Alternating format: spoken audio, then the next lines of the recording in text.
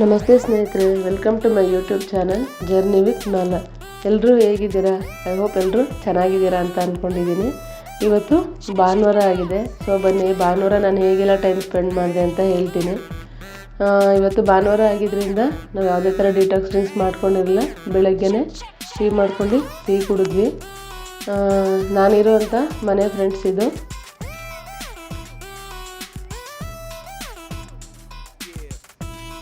ಇವತ್ತು ಭಾನುವಾರ ಆಗಿದ್ದರಿಂದ ಸ್ವಲ್ಪ ಪರ್ಚೇಸ್ ಮಾಡೋದಿತ್ತು. ಹಾಗಾಗಿ ನಾವು ಮಾರ್ಕೆಟ್ಗೆ ಹೋಗೋಣ ಅಂತ ಹೇಳಿದ್ರು. ಬೆಳಗ್ಗೆ ನಾವೊಂದು 8:30 ಹಂಗೆ ಮಾರ್ಕೆಟ್ಗೆ ಹೊರಟ್ವಿ. ನಮ್ಮ ಮನೆಯಿಂದ ಮಾರ್ಕೆಟ್ಗೆ ಒಂದು 8 ಕಿಲೋಮೀಟ್ರ್ ಆಗುತ್ತೆ ನೋಡಿ. ಬೆಳಗ್ಗೆನೇ ಹೊರಟಿರೋದ್ರಿಂದ ಟ್ರಾಫಿಕ್ ಕೂಡ ಏನಿಲ್ಲ, ತುಂಬ ಪೀಸ್ಫುಲ್ಲಾಗಿತ್ತು.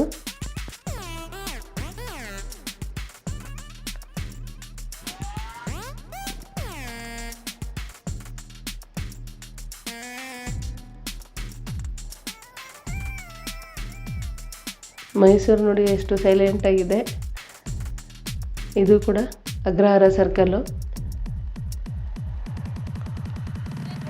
ಇದು ಜಗನ್ಮೋಹನ ಪ್ಯಾಲೇಸು.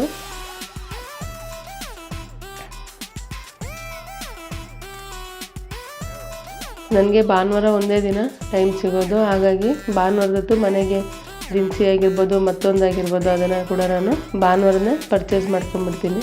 ರೆಗ್ಯುಲರ್ ಡೇಸಲ್ಲಿ ನನಗೆ ಹೊರಗಡೆ ಶಾಪಿಂಗು ಹಂಗೆಲ್ಲ ಬರೋದಕ್ಕಾಗಲ್ಲ. ಸೊ ನಾನಿಲ್ಲಿ ಮಾರ್ಕೆಟಿಗೆ ಬಂದ ತಕ್ಷಣ ನನಗೆ ಸಿಕ್ಕಿದ್ದು ಬೆಟ್ಟದ ನೆಲ್ಲಿಕಾಯಿ. ನಾನು ಮೇನ್ ಮಾರ್ಕೆಟಿಗೆ ಬಂದಿದ್ದೆ ಅದಕ್ಕೋಸ್ಕರ. ಯಾಕಂದರೆ ಬೆಟ್ಟದ ನೆಲ್ಲಿಕಾಯಿ ಜ್ಯೂಸನ್ನ ಕುಡಿಲೇಬೇಕು, ಇಲ್ಲಾಂದರೆ ಗ್ಯಾಸ್ಟ್ರಿಕ್ ಆಗಿಬಿಡತ್ತೆ. ಸೊ ಹಾಗಾಗಿ ಇಲ್ಲಿ ಬಂದ ತಕ್ಷಣ ಬೆಟ್ಟದ ನೆಲ್ಲಿಕಾಯಿ ಸಿಕ್ತು. ಬೆಟ್ಟದ ನೆಲ್ಲಿಕಾಯಿನ ತಗೊಂಡೆ.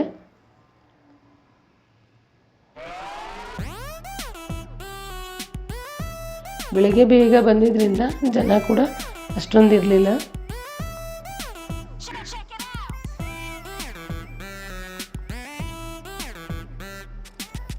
ದೇವ್ರ ಮನೆಗೆ ದೀಪದ ಬತ್ತಿ, ಹೂಬತ್ತಿ ಎಲ್ಲ ಕ್ಲೋಸ್ ಆಗಿತ್ತು. ಅದನ್ನು ಕೂಡ ನಾನು ತಗೊಂಡೆ.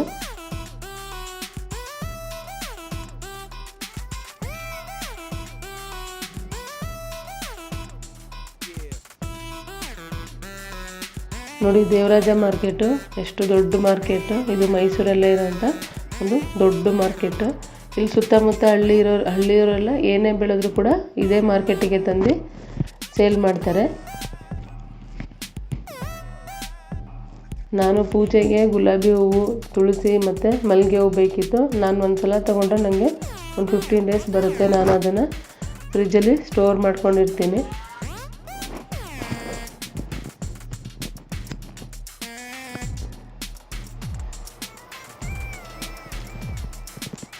ಈಗ ಗುಲಾಬಿ ಹೂವು, ತುಳಸಿ ಮತ್ತು ಮಲ್ಲಿಗೆ ಹೂವು ಮೂರನ್ನು ಕೂಡ ನಾನು ತೊಗೊಂಡಿದ್ದಾಯಿತು.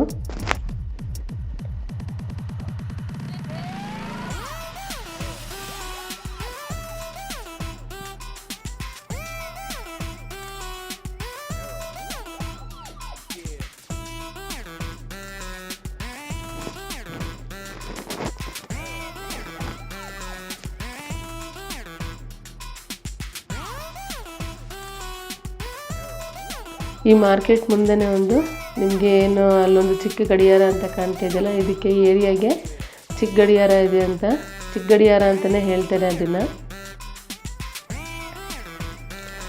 ಮನೇಲಿ ಡ್ರೈ ಫ್ರೂಟ್ಸ್ ಕೂಡ ಖಾಲಿಯಾಗಿತ್ತು. ಹಾಗಾಗಿ ನಾನು ಡ್ರೈ ಫ್ರೂಟ್ಸ್ ಕೂಡ ತಗೊಳ್ಳೋಣ ಅಂತ ಬಂದೆ.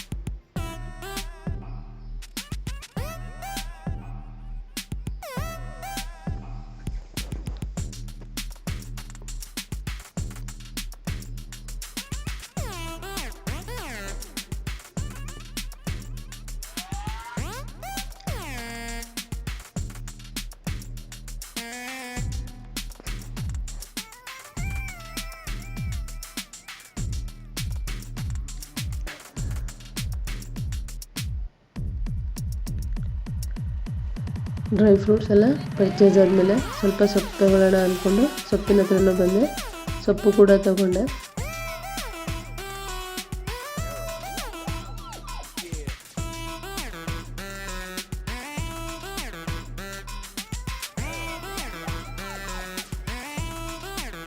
ಇದೆಲ್ಲ ಆದಮೇಲೆ ಮಾರ್ಕೆಟಿಂದ ನಾನು ಸೀದಾ ಚಾಮುಂಡಿಪುರಮಿಗೆ ಬಂದೆ. ನಮ್ಮ ಚಿಕ್ಕಮ್ಮನ ಸ್ವಲ್ಪ ಮಾತಾಡಿಸ್ಬೇಕಿತ್ತು, ಹಾಗಾಗಿ ಅವ್ರನ್ನೂ ಕೂಡ ಮಾತಾಡಿಸ್ಕೊಂಡೆ. ಇನ್ನು ಚಾಮುಂಡಿಪುರಮಲ್ಲೇ ತರಕಾರಿನೂ ಕೂಡ ತೊಗೋಬೇಕಿತ್ತು. ನಾನೇನು ಮಾರ್ಕೆಟಲ್ಲಿ ಏನು ತರಕಾರಿ ತೊಗೊಳ್ಳಲ್ಲ ಫ್ರೆಂಡ್ಸ್. ತರಕಾರಿ ಏನಾದ್ರು ತೊಗೋಬೇಕಂದ್ರೆ ಇಲ್ಲೇ ಚಾಮುಂಡಿಪುರಮಲ್ಲಿ ತೊಗೊಂಡು ಮನೆಗೆ ಹೋಗ್ಬಿಡ್ತೀನಿ.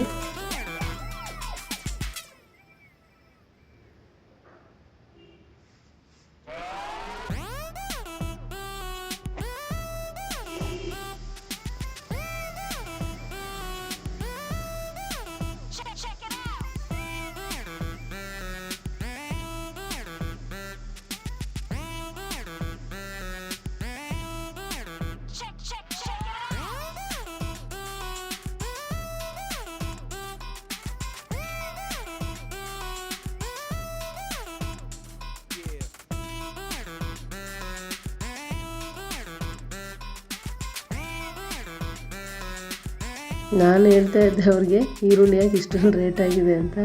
ಅವ್ರು ಹೇಳ್ತಿದ್ರು ಆಷಾಢ ಅಲ್ವಾ ಮೇಡಮ್, ಚಾಮುಂಡೇಶ್ವರಿಗೆ ನಾನ್ ವೆಜ್ ಮಾಡಬೇಕಲ್ವ, ಅದಕ್ಕೆ ಈರುಳ್ಳಿ ತುಂಬ ರೇಟ್ ಆಗಿದೆ ಅಂತ ಹೇಳ್ತಿದ್ರು.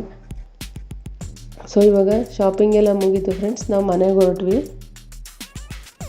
ನಾವು ಮನೆಗೆ ಹೋಗೋ ಅಷ್ಟೊತ್ತಿಗೆ ಆಗಲೇ ಇದೆಲ್ಲ ಮುಗಿಸ್ಕೊಂಡು 11 o'clock ಆಗಿತ್ತು. ಅಷ್ಟೊತ್ತಿಗೆ ನನ್ನ ಹಸ್ಬೆಂಡ್ ಹೇಳಿದ್ರು, ಈಗೇನು ತಿಂಡಿ ಮಾಡಬೇಡ, ಡೈರೆಕ್ಟ್ ಅಡುಗೆನೇ ಮಾಡಿಬಿಡಮ್ಮ, ಸಂಡೇ ಆಗಿದ್ದರಿಂದ ಚಿಕನ್ ತೊಗೊಂಡು ಹೋಗ್ಬಿಡೋಣ ಅಂತ ಹೇಳಿದ್ರು. ಸರಿ ಆಯಿತು ರೀ ಅಂತ ಹೇಳ್ಬಿಟ್ಟು ಚಿಕನ್ ತೊಗೋಬೇಕಿತ್ತು. ಸೊ ಹಾಗಾಗಿ ಚಿಕನ್ ಅಂಗಡಿ ಹತ್ರ ಹೋಗೋಣ ಅಂತ ಹೇಳಿದ್ರು.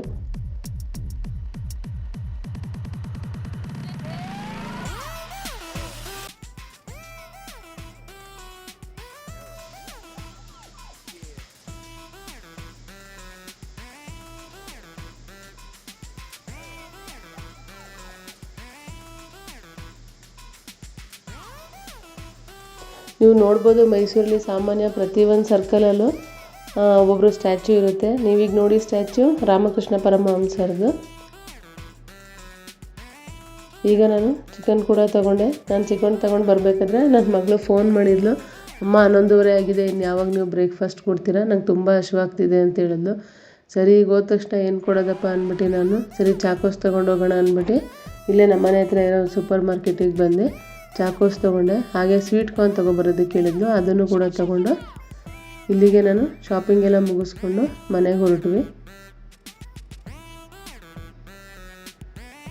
ಈ ಏರಿಯಾ ನಾನು ಪ್ರೀವಿಯಸ್ ಇದ್ದಿದ್ದಂಥ ಮನೆ ಏನಿತ್ತು ಆ ಏರಿಯಾ ಇದು. ಇಲ್ಲಿಂದ ಜಸ್ಟ್ 1-2 minutes ಆಗುತ್ತೆ ಈಗ ನಾನಿರೋ ಅಂಥ ಮನೆ. ನನ್ನ ಮಗಳಿಗೆ ಸ್ಕೂಲಿಗೆ ಹತ್ರ ಆಗಲಿ ಅಂತಲೇ ನಾವು ಅದೇ ಏರಿಯಾದಲ್ಲೇ ಮನೆ ಮಾಡ್ಕೊಂಡಿದ್ದು. ನನಗೆ ಆಫೀಸಿಗೆ ಕೂಡ ಹತ್ರ ಆಗುತ್ತೆ.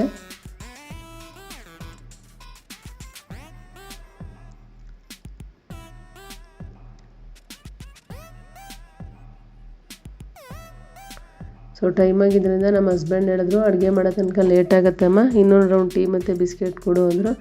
ಸರಿ ಆಯಿತು ರೀ ಅಂತ ಅಂದ್ಬಿಟ್ಟು ನಾನು ಮತ್ತೆ ಟೀನ ಪ್ರಿಪೇರ್ ಮಾಡಿಕೊಂಡೆ. ಹಾಲನ್ನ ಕಾಯಿಸಿ ನನ್ನ ಮಗಳಿಗೆ ಕೂಡ ಕೆಲಾಕ್ಸ್ನ ಕೂಡ ರೆಡಿ ಮಾಡಿಕೊಂಡೆ.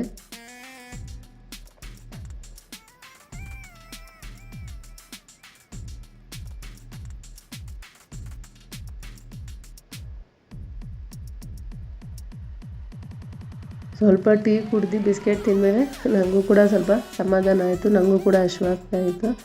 ಸರಿ ಅದಾದಮೇಲೆ ನನ್ನ ಹಸ್ಬೆಂಡ್ ಹೇಳಿದ್ರು, ರೈಸ್ ಮಾಡಬೇಡ ಅಮ್ಮ, ಅಕ್ಕಿ ರೊಟ್ಟಿ ಮಾಡಿಬಿಡು ಅಂತ ಹೇಳಿದ್ರು. ಸರಿ ಅಂತ ಅಂದ್ಬಿಟ್ಟು ನಾನು ಚಿಟ್ಟೆನಾಡು ಚಿಕನ್ ಮಸಾಲ ಮಾಡೋಣ ಅಂತ ಎಲ್ಲ ರೆಡಿ ಮಾಡಿಕೊಂಡೆ. ನಾನಿಲ್ಲಿ 1/4 kg ಅಷ್ಟು ಚಿಕನ್ನ ವಾಶ್ ಮಾಡಿ ಇಟ್ಕೊಂಡಿದ್ದೀನಿ.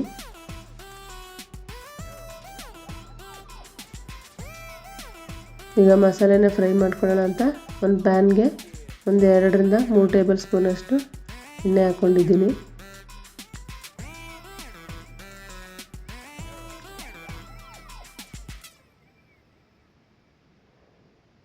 ಇದಕ್ಕೆ ಎಣ್ಣೆ ಬಿಸಿ ಆದಮೇಲೆ 3 ಪೀಸ್ ಚಕ್ಕೆ, 5-6 ಲವಂಗ,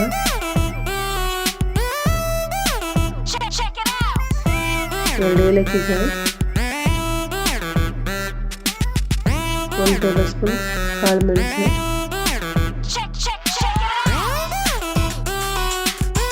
ಸ್ವಲ್ಪ ಫ್ರೈ ಆದಮೇಲೆ ಒಂದು ಈರುಳ್ಳಿ ಹಾಕ್ಕೊಂಡಿದ್ದೀನಿ.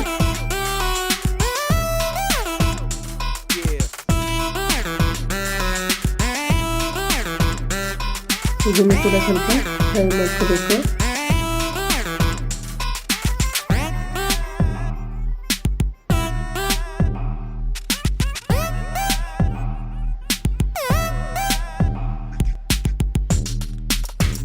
ಇದೀಗ ಇದಕ್ಕೆ 2 ಬೆಳ್ಳುಳ್ಳಿ, 1 ಇಂಚ್ ಹಸಿ ಶುಂಠಿ ಅದನ್ನು ಕೂಡ ಹಾಕೋಬೇಕು.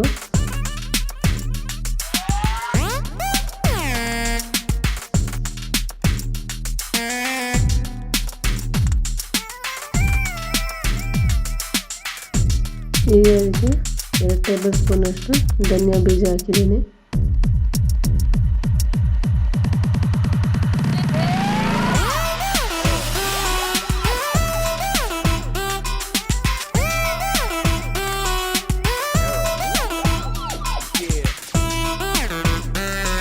ಈ ಥರ ಮಸಾಲೆನ ರೆಡಿ ಮಾಡೋದ್ರಿಂದ ಟೇಸ್ಟು ಕೂಡ ಚೆನ್ನಾಗಿ ಬರುತ್ತೆ ಫ್ರೆಂಡ್ಸ್.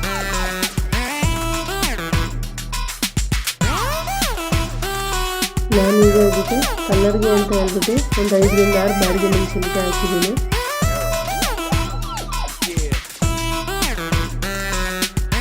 ಖಾರಕ್ಕೆ ಇಲ್ಲಿ ನಾನು ಕಾಳು ಮೆಣಸು ಅಷ್ಟನ್ನೇ ಉಪಯೋಗಿಸ್ಕೊಂಡಿದ್ದೀನಿ. ಮತ್ತು ಯಾವುದೇ ಥರ ಮೆಣಸಿನಕಾಯಿ ಆಗಲಿ ಧನಿಯಾ ಖಾರದ ಪುಡಿ ಆಗಲಿ ಹಾಕ್ಕೊಂಡಿಲ್ಲ. ಈಗ ಇದಕ್ಕೆ ಸ್ವಲ್ಪ ಕೊತ್ತಂಬರಿ ಸೊಪ್ಪು ಕೂಡ ಹಾಕ್ಕೊಂಡಿದ್ದೀನಿ. ಒಂದು 3 ರಿಂದ 4 ಟೇಬಲ್ ಸ್ಪೂನ್ ಅಷ್ಟು ಕಾಯಿ ತುರಿನೂ ಹಾಕಿದ್ದೀನಿ. ಅದನ್ನು ಕೂಡ ಫ್ರೈ ಮಾಡ್ಕೋಬೇಕು.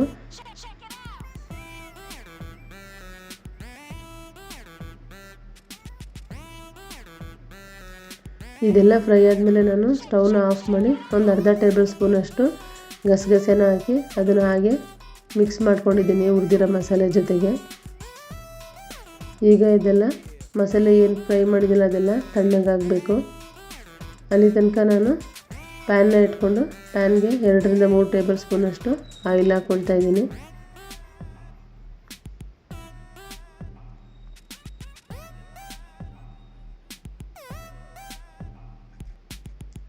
ಈಗ ಎಣ್ಣೆ ಬಿಸಿಯಾಗಿದೆ. ಇದಕ್ಕೆ 1 ಟೇಬಲ್ ಸ್ಪೂನ್ ಅಷ್ಟು ಕಸ್ತೂರಿ ಮೇಥಿ ಹಾಕಿದ್ದೀನಿ. ಅದು ಸ್ವಲ್ಪ ಫ್ರೈ ಆದ ತಕ್ಷಣ ಮೀಡಿಯಮ್ ಸೈಜ್ದು ಒಂದು ಈರುಳ್ಳಿನ ಸಣ್ಣ ಕಟ್ ಮಾಡ್ಕೊಂಡು ಅದನ್ನು ಕೂಡ ಹಾಕಿ ಈಗ ಈರುಳ್ಳಿ ಚೆನ್ನಾಗಿ ಕೆಂಪಗೆ ಫ್ರೈ ಆಗೋ ತನಕ ಫ್ರೈ ಮಾಡ್ಕೋಬೇಕು, ಕಂದು ಬಣ್ಣಕ್ಕೆ ಬರೋ ತನಕ.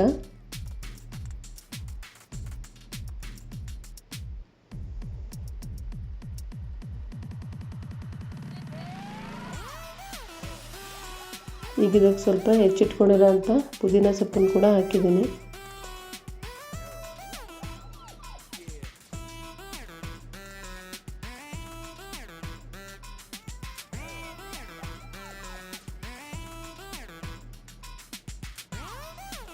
ಇದಕ್ಕೆ ಒಂದು ಮೀಡಿಯಮ್ ಸೈಜ್ದು ಟೊಮೊಟೊನು ಕೂಡ ಸಣ್ಣಗೆ ಕಟ್ ಮಾಡಿ ಹಾಕ್ಕೊಂಡು ಅದನ್ನು ಕೂಡ ಚೆನ್ನಾಗಿ ಫ್ರೈ ಮಾಡ್ಕೊಂಡಿದ್ದೀನಿ. ಇಲ್ಲಿ ಟೊಮೊಟೊ ಚೆನ್ನಾಗಿ ಫ್ರೈ ಆಗಿ ಸ್ಮ್ಯಾಶ್ ಆಗಬೇಕು.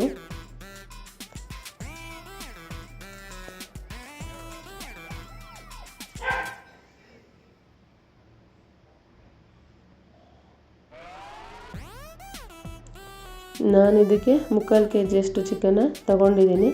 ಚಿಕನ್ ಕೂಡ ಚೆನ್ನಾಗಿ ವಾಶ್ ಮಾಡ್ಕೊಂಡು ಹಾಕ್ಕೊಂಡಿದ್ದೀನಿ. ಈಗ ಇದನ್ನು ಏನು ನಾನು ಈರುಳ್ಳಿ ಟೊಮೊಟೊ ಫ್ರೈ ಮಾಡ್ಕೊಂಡಿದ್ದೆ ಅದ್ರ ಜೊತೆಗೆ ಚಿಕನ್ನು ಕೂಡ ಸ್ವಲ್ಪ ಚೆನ್ನಾಗಿ ಫ್ರೈ ಮಾಡ್ಕೋಬೇಕು. ಹಸಿ ವಾಸನೆ ಅದೆಲ್ಲ ಹೋಗೋ ತನಕ.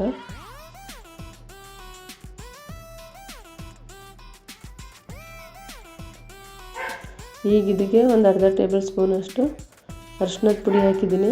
ಉಪ್ಪನ್ನು ಕೂಡ ನಾನು ಇಲ್ಲೇ ಆ್ಯಡ್ ಮಾಡ್ಕೊಂಡಿದ್ದೀನಿ.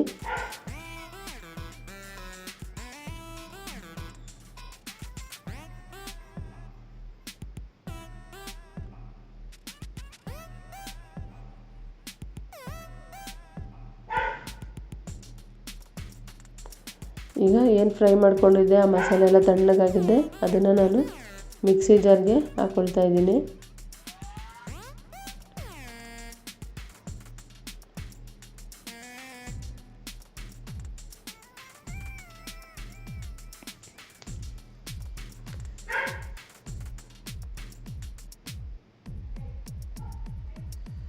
ಇದಕ್ಕೆ ಸ್ವಲ್ಪ ನೀರು ಕೂಡ ಆ್ಯಡ್ ಮಾಡಿಕೊಂಡು ಫೈನ್ ಪೇಸ್ಟ್ ಮಾಡ್ಕೊಂಡಿದ್ದೀನಿ.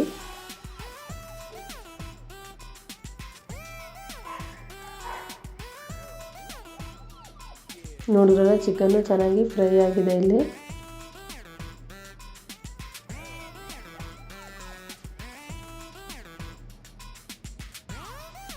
ಈಗ ರುಬ್ಬಿರೋ ಅಂಥ ಮಸಾಲೆನ ನಾನು ಇದಕ್ಕೆ ಸೇರಿಸ್ಕೊಂಡಿದ್ದೀನಿ. ಗ್ರೇವಿ ತಿಕ್ಕಾಗಿ ಇರಬೇಕು ಅಂತ ಅಂದರು, ಹಾಗಾಗಿ ನಾನು ಜಾಸ್ತಿ ನೀರನ್ನೇನು ಆ್ಯಡ್ ಮಾಡ್ಕೊಂಡಿಲ್ಲ. ಮಿಕ್ಸಿ ಬಟ್ಲಿಗೆ ಸ್ವಲ್ಪ ನೀರನ್ನ ಹಾಕಿ ಅದೇ ನೀರನ್ನ ಇಲ್ಲಿಗೆ ಆ್ಯಡ್ ಮಾಡಿದ್ದೀನಿ. ನೋಡ್ತಾ ಇದ್ರಲ್ಲ ಕನ್ಸಿಸ್ಟೆನ್ಸಿ ಎಷ್ಟು ಚೆನ್ನಾಗಿ ಬಂದಿದೆ ಅಂತ.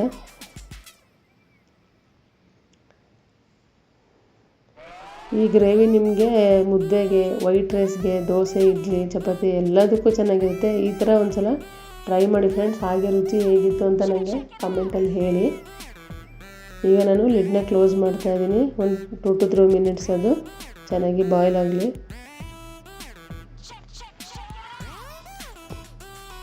ಈಗ ನಾನು ಫೈನಲಾಗಿ ಅದಕ್ಕೆ ಕೊತ್ತಂಬರಿ ಸೊಪ್ಪನ್ನ ಕೂಡ ಆ್ಯಡ್ ಮಾಡಿದ್ದೀನಿ.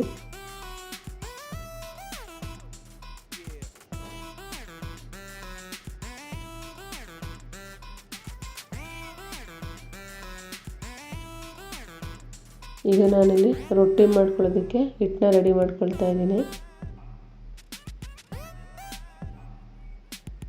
ನಾನಿಲ್ಲಿ 1-2 ಲೋಟ ಅಷ್ಟು ನೀರು ತೊಗೊಂಡಿದ್ದೀನಿ. ಅದಕ್ಕೊಂದು ಸ್ವಲ್ಪ ಉಪ್ಪು, ಸ್ವಲ್ಪ ಅಕ್ಕಿ ಹಿಟ್ಟು ಹಾಕಿ ಚೆನ್ನಾಗಿ ಮಿಕ್ಸ್ ಮಾಡ್ಕೊಂಡಿದ್ದೀನಿ.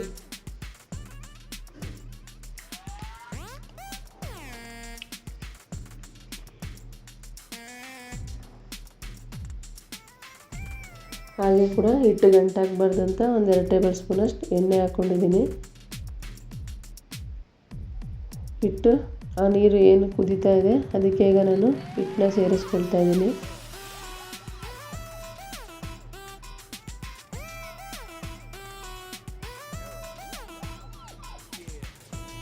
ಈಗ ಅದೊಂದು 2 ನಿಮಿಷ ಚೆನ್ನಾಗಿ ಇಟ್ಟು ಅವೆಲ್ಲೇ ಬೇಯಬೇಕು.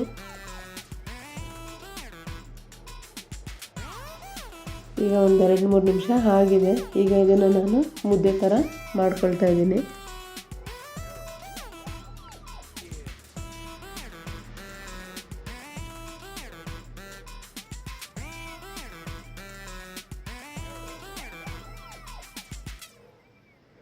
ಈಗ ನಾನು ರೊಟ್ಟಿನ ಲಟ್ಟಿಸ್ಕೊಳ್ತಾ ಇದ್ದೀನಿ.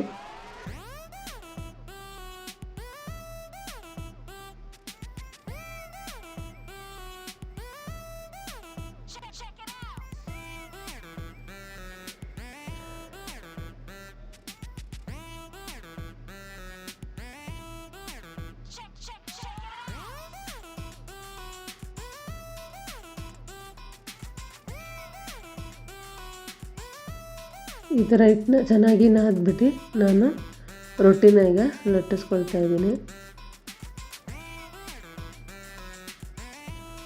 ನೋಡಿದ್ರಲ್ಲ ಈ ಥರ ನಾದಿಸ್ಕೊಂಡು ನಾನು ಹಿಟ್ಟನ್ನ ರೆಡಿ ಮಾಡ್ಕೊಂಡಿದ್ದೀನಿ.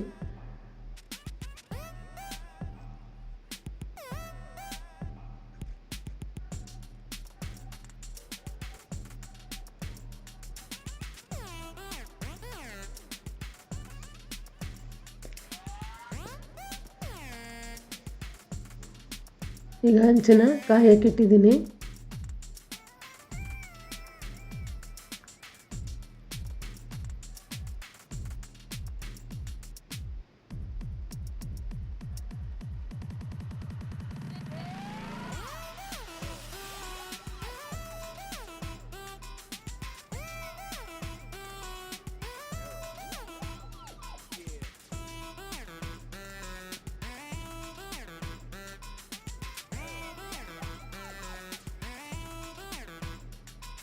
ಸೊ ರೊಟ್ಟಿನೂ ಕೂಡ ನಾನು ಇಲ್ಲೇ ಬೇಯಿಸ್ಕೊಳ್ತಾ ಇದ್ದೀನಿ.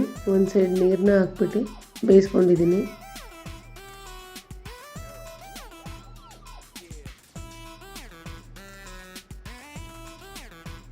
ರೊಟ್ಟಿ ಕೂಡ ಈಗ ರೆಡಿಯಾಗಿದೆ.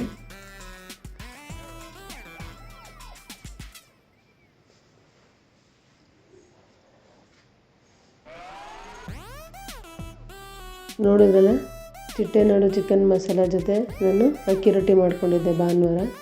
ಸರಿ, ಇದೆಲ್ಲ ಆದಮೇಲೆ ಇನ್ನು ಸಂಜೆ ಒಂದು ಮದುವೆಗೆ ಹೋಗ್ಬೇಕಿತ್ತು ಫ್ರೆಂಡ್ಸ್. ಹಾಗಾಗಿ ಸರಿ ಅಂದ್ಬಿಟ್ಟು ನಾನು ತಂದಿದ್ದೇನು ಸೊಪ್ಪು ಎಲ್ಲ ಇತ್ತು ಅದನ್ನೆಲ್ಲ ಕ್ಲೀನ್ ಮಾಡಿ ನಾನು ಜೋಡಿಸ್ಬಿಟ್ಟು ಒಂದು 6:30 ಆಗಿತ್ತು. ಈ ಮದುವೆಗೆ ಹೋಗಬೇಕು ಅಂತ ಹೇಳಿದರು ನಮ್ಮ ಮನೆಯವರು. ಸರಿ ಅಂತ ಅಂದ್ಬಿಟ್ಟು ನಾನು, ನನ್ನ ಮಗಳು, ನಮ್ಮ ಚಿಕ್ಕಮ್ಮ 3 ಜನ ಜೊತೆಗೆ ನನ್ನ ಹಸ್ಬೆಂಡ್ ಕೂಡ ಬಂದಿದ್ದರು. ಸರಿ ಮದುವೆಗೆ ಹೋದ್ವಿ. ಮದುವೆ ಮಾತ್ರ ತುಂಬ ಚೆನ್ನಾಗಿ ಮಾಡಿದರು.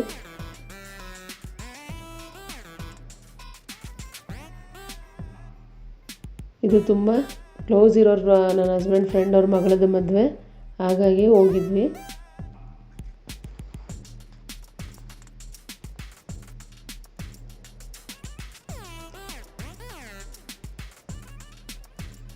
ನೋಡಿದ್ರಲ್ಲ, ಸಂಡೇ ಇಡೀ ದಿನ ಈ ಥರ ನಾನು ಕಳೆದಿದ್ದೀನಿ.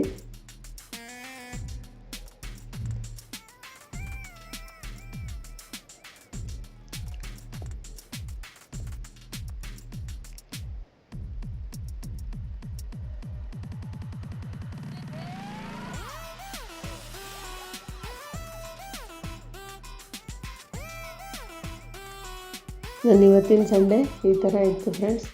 ಮಾರ್ನಿಂಗಿಂದ ಈವ್ನಿಂಗ್ ತನಕನೂ ಈ ಥರ ನಾನು ಟೈಮ್ ಸ್ಪೆಂಡ್ ಮಾಡಿದೆ. ಇನ್ನು ನೆಕ್ಸ್ಟ್ ಡೇ ಅಂದರೆ ಮಂಡೇ. ಸೊ ನಾನು ಡ್ಯೂಟಿಗೆ ಹೋಗಬೇಕಾಗಿತ್ತು. ಹಾಗಾಗಿ ನಮ್ಮ ಮನೆಯವ್ರಿಗೆ ಹೇಳಿದೆ, ಬೇಗ ಹೊರಟ್ಬಿಡೋಣ ರೀ ಅಂತ ಹೇಳಿದೆ. ಸರಿ ಅಮ್ಮ ಆಯಿತು ಅಂತ ಹೇಳಿದ್ರು.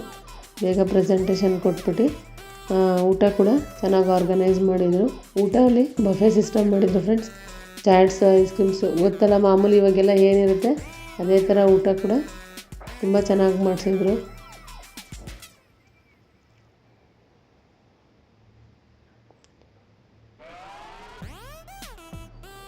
ಇವರು ಸೋಮಣ್ಣ ಅಂತ ನಮ್ಮ ಹಸ್ಬೆಂಡ್ ವರ್ಕಿಗೆ ಅವರೇ ಹೆಲ್ಪ್ ಮಾಡ್ತಾರೆ. ಕ್ಯಾನ್ವಾಸು, ಫ್ರೇಮ್ಸ್ ಎಲ್ಲ ಅವರೇ ಮಾಡ್ಕೊಡೋದು. ಸೊ ಅವರು ಕೂಡ ಬಂದಿದ್ದರು.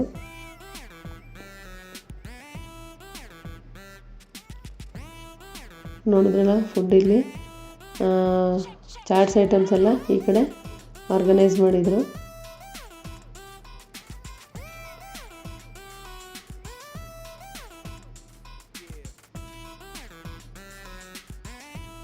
ಸೊ ಊಟ ಎಲ್ಲ ಮುಗಿಸ್ಕೊಂಡು ನಾವು ಮನೆಗೆ ಬಂದ್ವಿ ಫ್ರೆಂಡ್ಸ್.